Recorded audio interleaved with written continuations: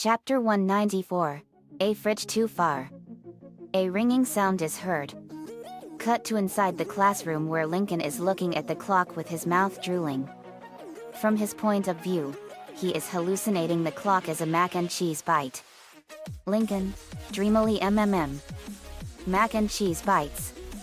Liam, whispers hey. PSST. Lincoln. What did you get for number 1? Lincoln, dreamily mac and cheese. Liam, jotting down thanks, brother. Zach, really? I thought the Native Americans gave the Pilgrims corn. Liam, if Lincoln says mac and cheese, that's good enough for me. Lincoln, worriedly I can't focus at all today.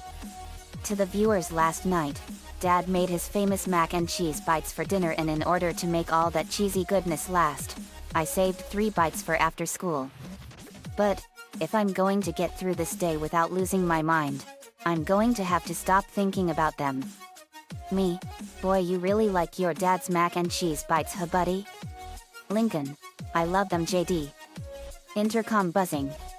Cheryl, over intercom, the following students please report to the principal's office. Mac and Chaz. Mrs. Johnson, all right, everyone. Pencils down and let's go over the worksheet. Holds out the answer sheet. Who has the answer to number 1? Liam, waves his hand excitedly. Oh, me. It's mac and cheese, and if I'm wrong, you can flunk me. Winks at a worried Lincoln. Mrs. Johnson, if I may ask JD, how come you're not at high school? Me, oh I'm sorry. A water main broke in the school and it's under repair, so the school is closed for 3 days. Mrs. Johnson, that's big repairs. Well, as long as you don't upset anyone. Asterisk asterisk asterisk. Back at the loud house, Lynn Sr. is wearing a chef's hat and is holding a bowl of foie gras foam as he enters the kitchen. Lynn Sr., singing merrily, today's the big day. Twirls and continues singing just to chill the duck liver pate. Places the pate in the fridge and mixes the bowl whilst still singing. I'll show him that I'm a star with my yummy take on caviar. Rita enters the kitchen. I love that confidence, honey. When is the investor getting here? Lynn Sr., in a few hours. Just think, if he likes my food, I can open my own restaurant. Here, try this foie gras foam. Stuffs the ladle of foie gras foam into Rita's mouth. Rita gulps it down. And here's the second course. Opens an empty jar. Rita sniffs at air. This is just air in a jar. Lynn Sr., lemon air in a jar. Low end but low-cal. Rita, honey, no offense, but why are you making all this showy stuff? What's your famous line of Sagna? Lynn Sr., honey, this is Timothy McColl. This guy travels all over the world tasting exciting and exotic food. Stammering, I can't just shove a hunk of noodles. Rita, well, I like the hunk who made those noodles, and I think anything he cooks is delicious. Kisses Lynn Sr. and leaves. Lynn Sr., can you say that again when he's here? Asterisk asterisk asterisk. Later, Lainey is into the kitchen happily whistling. Lainey, next stop, the fridge. Where I have leftovers of last night's dessert. Drools chocolate chip pudding. Lainey walks over to the fridge and opens it. Wah. She is shocked to notice that her pudding is gone. My pudding. There was pudding in here last night. I put it in there. Lincoln enters the kitchen in a zombie-like trance. Mac and cheese. Lainey, Lincoln. Do you know about the... Lincoln walks right past her, still in a trance. Lincoln, mac and cheese. Lainey, no, it can't be him. He's gone mac and cheese crazy. Me, Lincoln loves Mr. Lynn's mac and cheese bites. Lincoln opens the fridge and opens the container only to find 2 mac and cheese bites left. Upset 2 bites. I saved 3. Growls and glares at Lainey. Lainey, did you touch my bites? Lainey, it wasn't me. Lincoln, I'm just as shocked as you are. I was going for my chocolate chip pudding and it completely vanished. Me, we have an epidemic of food stealing here. Lincoln marches to the living room. The sisters, Very, Vince, Aline, Eddie, Kate, Janine, the loud rabbits, Lazuli, my children, Naruto, and the girls, Starfire, Raven, Tara, Argent, Cole, Joan, and Lily are in the living room when Lincoln enters. Lincoln, angrily, all right, which of you vultures swiped one of my mac and cheese bites? If you guys wanted one so badly, you should save some of your own. Very, not me, Lincoln. I only like the shrimp Creole Mr. Lin made. Jared, I only eat fruits and vegetables and drink only water. Lincoln, that's an interesting diet, Jared. Mary, I may be a lover of sweets but I didn't touch your mac and cheese bites. Kate, I have a salad in there. Jessie B, I have beef stew. Lily, I have dad's peaches and cream. Janine, I have gazpacho. Naruto, I have my own fridge in my room. Sakura, same here. Fu, me too. Starfire, I have a fridge in my room too. Lily, we all have different foods we like. Warren, we only eat carrots. The loud rabbit sisters nod. Lana, I'm not saying it was me. Burps, but if I did take one, I only did it because Lola ate the rest of Dad's tater tot bake. I was saving that. Lola, I'm not copping to eating the tater tot bake, but if I did, it was because Luan ate the last slice of Dad's pie, which I was saving. Luan, actually, I didn't eat it. Lola, oh, my bad. Luan, I smashed it in Lynn's face. Lynn nods, confirming it. Eddie, laughing, that is really funny, Luan. Lola, growls angrily. Lainey, everyone, please. I know Dad's leftovers are delicious, but we shouldn't take and take and take without other people's permission. Can't we just learn to share? Lucy, try telling that to me when I had Dad's chocolate pudding. Lainey, angrily, that was you? Lincoln, guys, how do you not see this as a problem? Our fridge is like the Wild West.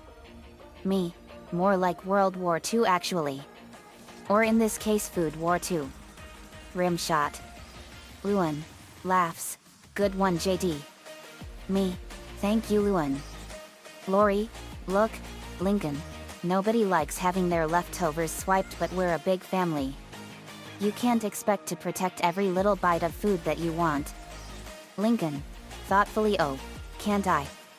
Lori, no, you can't. Lincoln walks off and me and Lainey follow him. Lainey, what are you planning? Lincoln, I'm planning to protect my leftovers. If you ever want some pudding again, you do it too. Lainey, no. I know better than to get involved in ridiculous conflicts.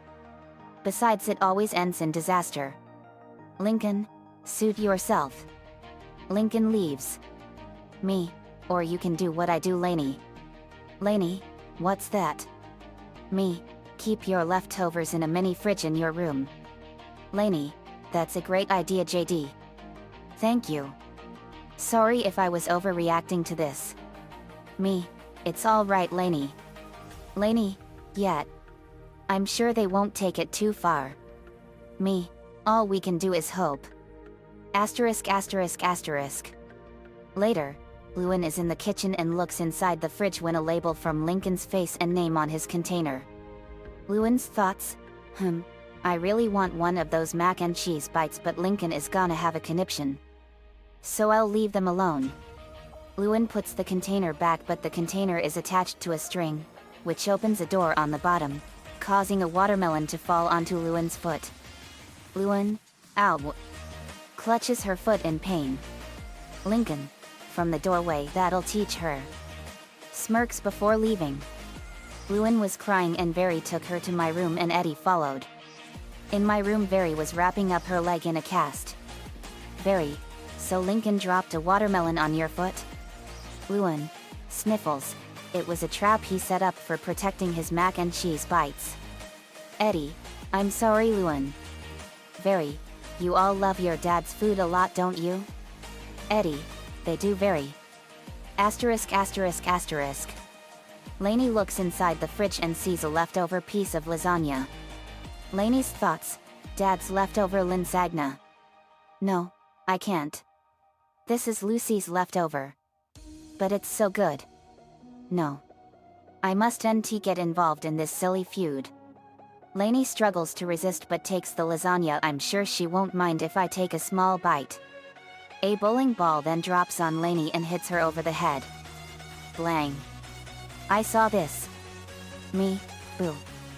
That's gotta hurt. Lainey, Has anyone seen my unicorn? Passes out and I catch her and take her to my room. Very saw me come in with Lainey. Very, what happened? Me, a bowling ball dropped on Lainey's head. Luan, geez. That's not a good strike. Rimshot and laughs, get it? But seriously, that must have hurt. Me, very, and Eddie laugh. Me, laughs, good one Luan. But yet, it happened to me once too. I got hit with a bowling ball right on my head and I had an ugly lump on my head that was the size of a coconut. Eddie, ouch. Very, no kidding. Let me look at her. Lainey woke up and she had a nasty headache. Lainey, ow. What hit me? Me, a bowling ball hit you on the head. Lainey, that hurt. Eddie, I got hit in the head with 2 bowling balls and a bowling pin and got buried under a bunch of junk at one time. Lainey, ouch. That must have hurt Eddie. Eddie, it did. Very was wrapping Lainey's head in bandages and put an ice bag on her head. Later, Luna attempts to steal another leftover, but when she lifts the lid, a paint bomb explodes, covering the kitchen and Luna in blue paint. Lynn reaches for some pudding and gets mauled by a raccoon. Next, it's Lana's turn, but the drumstick she grabs is hooked up to Vanzilla. As a result, she takes a bite and yells in pain as she is electrocuted. Lori reaches into the fridge but feels something biting her hand. She pulls it out to see a snapping turtle biting it and she runs out of the kitchen, screaming. Asterisk asterisk asterisk. Lincoln, angrily, that's it. You guys really crossed the line this time. Camera zooms out to reveal that Lincoln has been hung upside down by a snare trap. Me, I'll get you down, Lincoln. I walk up to him and untie the knot and get him down. Lincoln, thanks JD. Luna, still covered in blue paint, I'd say that line was crossed when this happened, brah. Me, geez.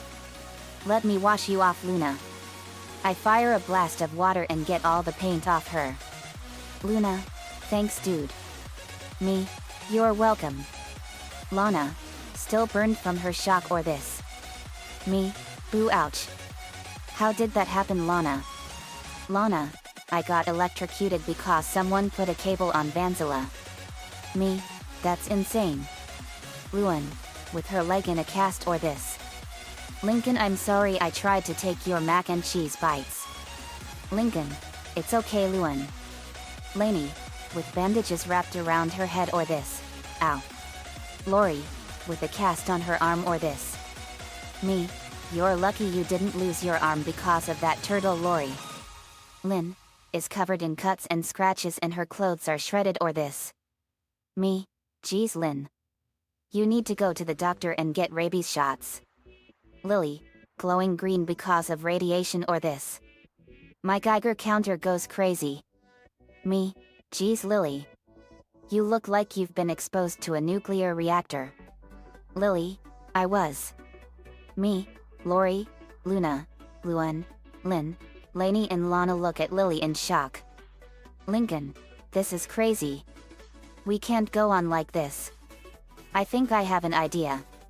Asterisk asterisk asterisk. Later, we are gathered in the kitchen.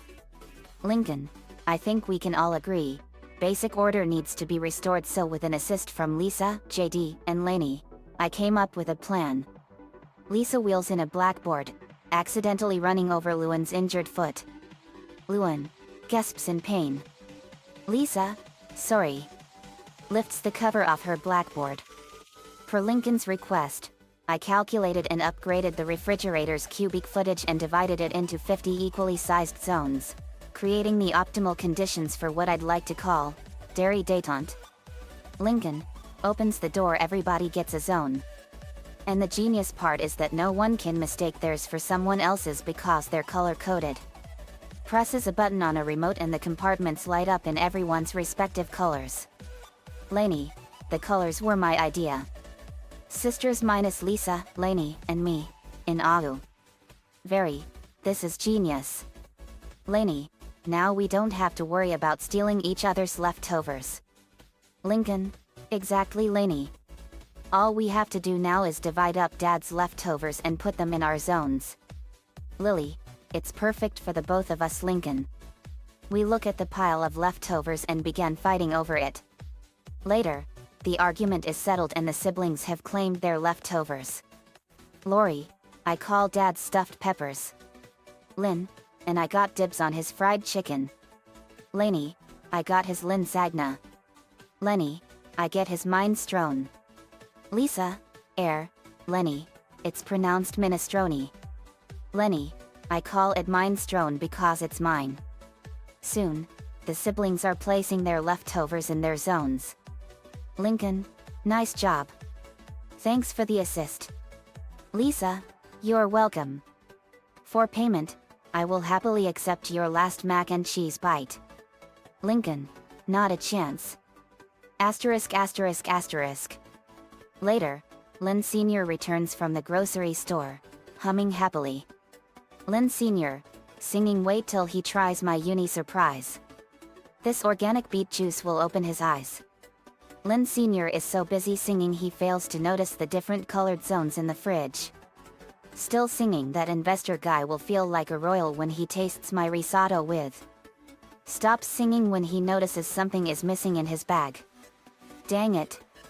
I forget the truffle oil. Facepalms himself. Come on, Lynn. You're better than that.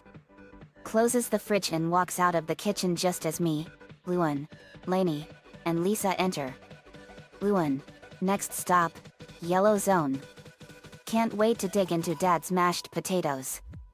Lainey, you can have the potatoes. My stop is the brown zone where I will sink my teeth into that leftover Linsagna. Me, I'm gonna get me a glass of water. But I want to see our work in action. Lisa, and my destination is the green zone, where I intend to feast on Father's savory meatloaf. Licks her lip in anticipation. Number. Luan rushes over to the fridge and goes into her zone. You. Grows. Reaches out the packet of Uni Lynn Sr. put in there. Someone put something in my zone called Uni. Whatever that is. Lainey, what's that? Lisa, that would be a low-fat, high-protein, globular animal in the Echinoidea class. Street name, sea urchin. Me, Uni. It's been a long time since I've had that. I had that back when I was over in Japan 7 years ago. It's really good. The FDA discovered that it has a powerful protein that helps strengthen the immune system. Lisa, that is correct. JD. Luan, that's cool. JD. You can have it. Gives it to me and takes her leftovers. It's probably one of Lori's health foods. Lainey, I don't know. Luan. It's not like Lori to eat something like that in her diet. Luan, of course it is. Lainey. That's why it's gross. Lainey scratches her head and she shrugs and takes her leftovers. Lisa reaches in her zone and takes out the beet juice. Lucy's homemade blood does not belong in my zone. Lainey, I don't think that's Lucy's fake blood. Lisa, of course it is. Lainey. That reddish substance was fabricated to look just like blood. Ergo, that has to be Lucy's. I pick up the bottle. Me, actually Lisa, this is beet juice. Lisa, beet juice. That's loaded with special nutrients and supplemental agents. Street name, antioxidants. Walks off with her leftovers. Me, I don't really like beets that much except in Russian borscht that I've had in Russia. Lainey, beet juice? It does kinda look like blood. Besides, If it's not Lucy's, who else could it have been? Notices something in the fridge. Hey? Me. What is it, Lainey? Lainey takes out an empty jar. What's an empty jar doing in the fridge? More importantly, what's it doing in my zone? Me. It's a bad habit of some people, Lainey. Like with putting empty peanut butter jars back in the fridge. Lainey, I believe it. Opens the jar and sniffs it. Lemon. Not exactly sure who this belongs to. But I know one thing. We shouldn't leave empty jars in the fridge. Me. I agree. Lainey places it on the sink. I'll just leave this here for Mom to wash up later. Leaves with her leftovers. Me. I'll put the uni and the beet juice in my mini fridge in my room. Asterisk asterisk asterisk. Later, Lori opens the fridge door and sees the caviar in her zone. Lori, you. What is this black goo? Takes the caviar out and sniffs it. You. Smells fishy. Must be Lana's bait. Very is with her. Very. That's caviar. Lori. Caviar. Very. Yet. Takes the jar. It's pickled fish eggs. It's one of the most expensive luxurious ingredients in the world. The most expensive jar of caviar is Iranian beluga sturgeon caviar, and that sells for $34,000 a jar. Lori, that is literally expensive stuff. I think I saw Mr. Knudsen eating it at one time. Very, it's true. The filthy rich eat it all the time. I better take this with me to see who it belongs to. Lori, good idea. Asterisk asterisk asterisk. Later, Lola has found the duck liver pate in her zone.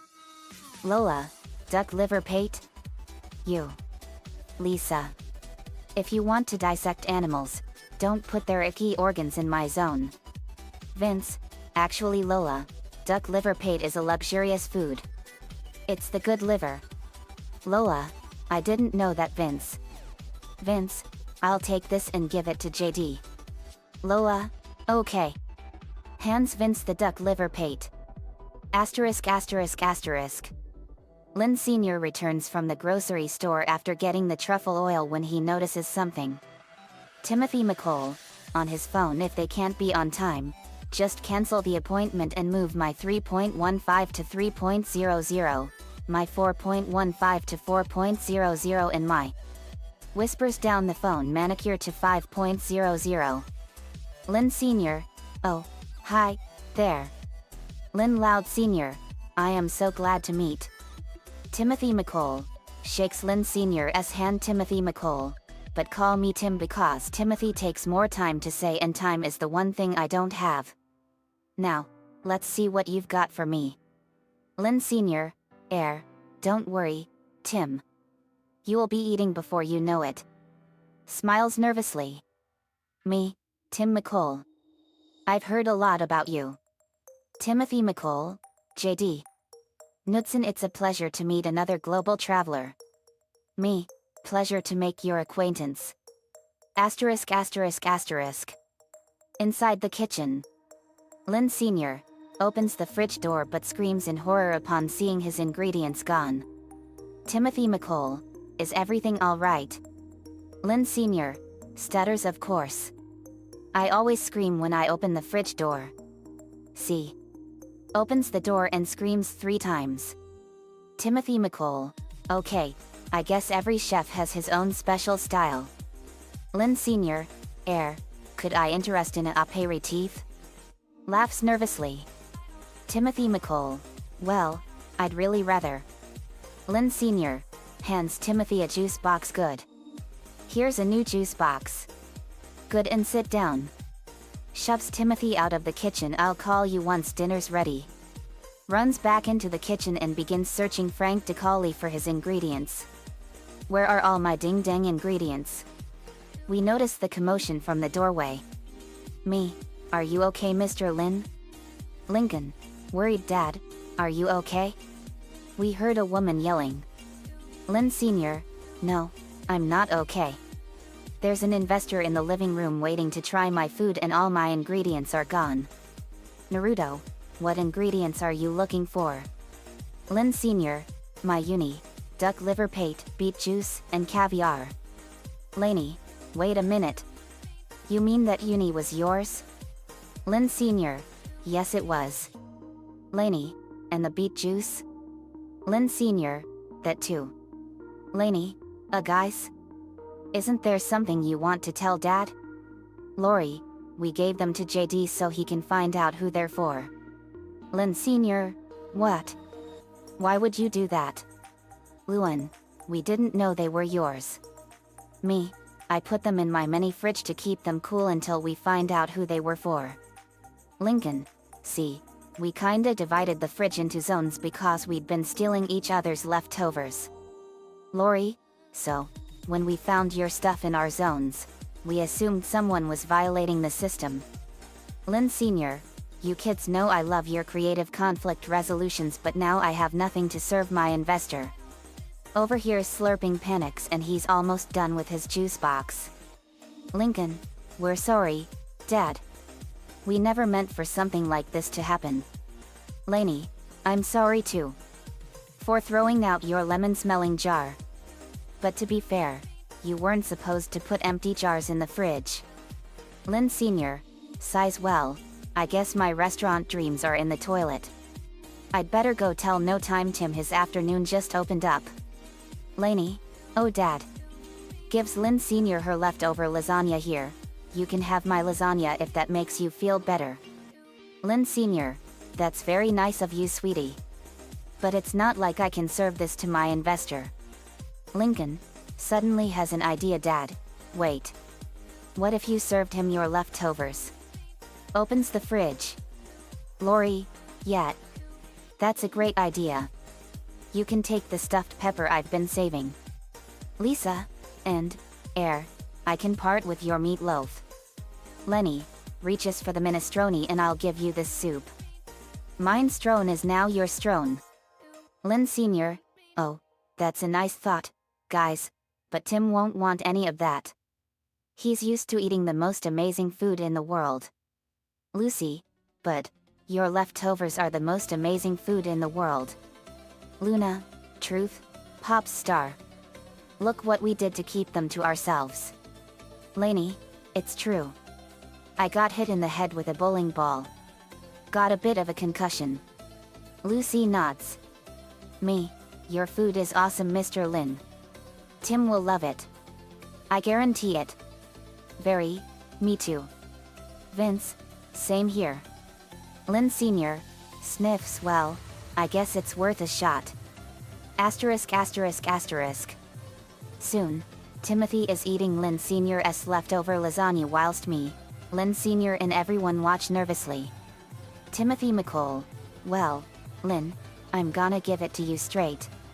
This is one of, happily, the best meals I've ever eaten. Lynn Sr., ashamed I knew it was a dumb idea. I should have never served it. I realizes, wait, what? Timothy McCall, I've been all over the world and every chef serves me the same thing, caviar, pate, uni. It's boring and uninspired. Me, that can get pretty monotonous, can it? Timothy McCall, I agree, JD, and do you know at the last place I ate, the chef served air in a jar. Lainey, whisper, that's what that was? What kind of restaurant serves a jar full of air? Lincoln, SHH. Lynn Sr., scoffs, laughs nervously, what a bozo. Me, boy, that is weird and dull if you ask me. Timothy McCall, I agree. To Lynn Sr., but, your food is classic, comforting and delicious, and when you travel as much as I do, there's nothing better than food that tastes like home. Writes a Chaco, I want to be in the Lynn Lau business. Lynn Sr., happily takes the check, wow. Thank you, Tim. I don't know what to say. Offers a hug to Tim, who declines it. Timothy McCall, I don't do hugs. Gets ready to go. Timothy and Lynn Sr. shakes hands. Then Timothy's phone rings and he answers it. You got Tim. Leaves the house. Me, congratulations, Mr. Lynn. Lynn Sr., thank you, JD. Lola, we do hugs. She and everyone else hug Lin Sr., who returns the hug. Asterisk asterisk asterisk. Later, the siblings are washing the dishes when Rita comes home. Rita: so, how did it go?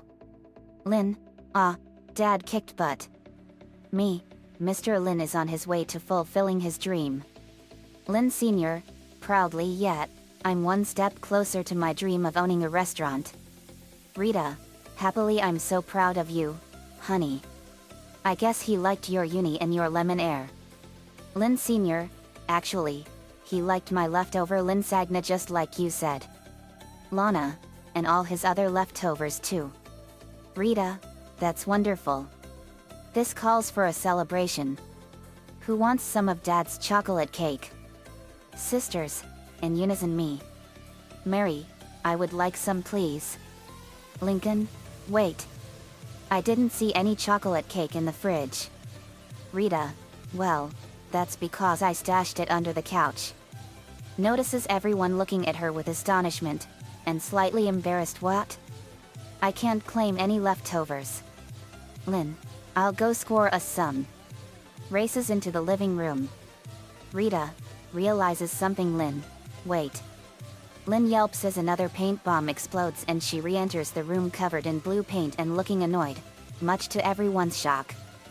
Me: no worries everyone. I've taken the liberty of building a special space for Mr. Lin and Ms. Rita's leftovers. I pull out a remote control and press a button and the floor opens up and a second fridge rises up and opens, and it has dark blue-green compartments on one side and light salmon-pink compartments on the other. In Mr. Lin's side was his uni, beet juice, duck liver pate, caviar, and a bunch of his ingredients that he uses. Me: this is your fridge. You now can have your own fridge without the worry of using the fridge for us. Rita: it's amazing. Thank you, JD. Me: you're welcome, Ms. Rita. The end. Another fanfiction complete. I wanted to do this episode for a while. I was surprised when I found out that Liliana Mumi's father Bill Mumi was in this episode, and he was the voice of Timothy McCole.